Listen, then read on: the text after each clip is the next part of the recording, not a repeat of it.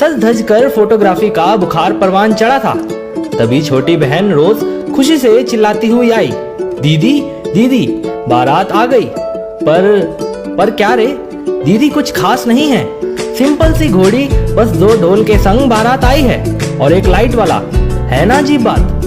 स्नेहा मुस्कुराई, अच्छा तो अपनी दीदी को तू भी चढ़ाने लगी है? नहीं दीदी कसम से। क्या? हाँ आप तो कहती थी मेरे राज के पास बहुत पैसा है, ऐश करूंगी। पर दीदी आपकी भैंस तो पानी में डूबती नजर आ रही है।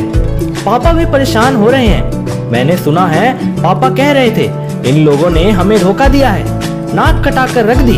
तू चिंता मत कर, अभी जाकर बात करती हूँ। अपने आप को समझते क्या है? तभी स्नेहा करती हुई ननद रानी अंदर आ गई और बोली, वाह मेरी भाभी तो बहुत सुंदर है। तभी मम्मी हाथ में चावल और फूल ले आई। चलो स्नेहा राज के ऊपर अपना राज जमाने। गर्दन झुकाकर स्नेहा मम्मी बहने और सखियों संग बाहर चल दी।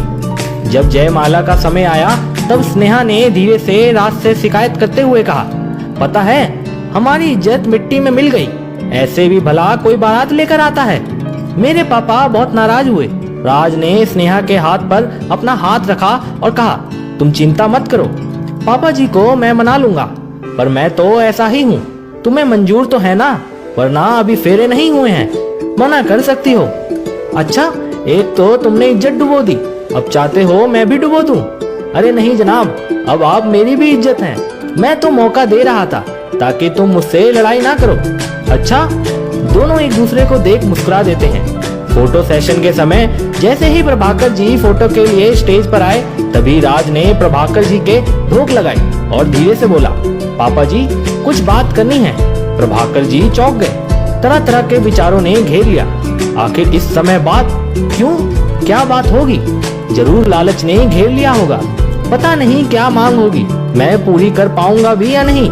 इसी सोच विचार में कब राज पास आकर खड़ा हो गया पता ही नहीं चला।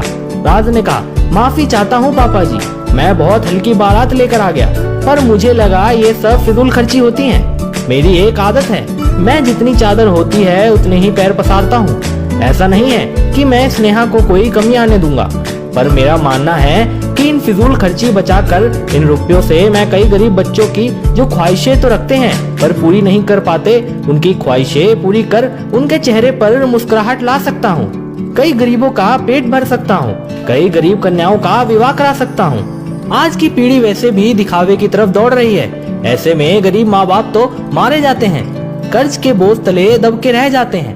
पापा जी ये द्वार दुआओं का ही है और आज से मेरे साथ स्नेहा भी जुड़ गई है, तो जो दुआ मैं कमाऊंगा उसमें स्नेहा भी बराबर की हिस्सेदार होगी। इसलिए आपने अब तक ये भव्य आयोजन हम दोनों की खुशी के लिए कर दिया, वो तो ठीक है, पर अब नहीं, सिर्फ 1 रुपया दीजिएगा, दहेज में वो मैं लेकर ही जाऊंगा। पापा जी राज की बातें सुन गदगद हो गए। उन्हें प्राउड फील होने लगा कि मेरी बेटी स्नेहा कितनी भाग्यशाली है जिसे राज जैसे विचारों वाला लड़का मिला। पापा जी नम आंखों को पोंछते हुए बोले, चलो अब फेरे का समय हो गया है। जी। पंडित जी ने फेरे संपन्न करते ही कहा, अब कन्यादान का समय हो गया है, कन्यादान कीजिए। राज बोला, पापा जी मैं तो नगद ही लूंगा। सुनकर सब चौंक गए, कानाफूसी शुरू हो गई। ये तो लालची निकला, देखो कैसे बोल रहा है। लेकिन जब पापा जी ने 1 रुपया निकाल कर दिया और बोले, ये लीजिए नगद, सब हंस पड़े। सबकी गलतफहमी दूर हो गई। अब तो सब तारीफों के पुल बांधने लगे। वास्तव में दोस्तों दिखावे के चक्कर में हम कितना धन बर्बाद कर देते हैं, उसे बचाकर हम अपने समाज को आगे बढ़ाने में सहयोग कर सकते हैं।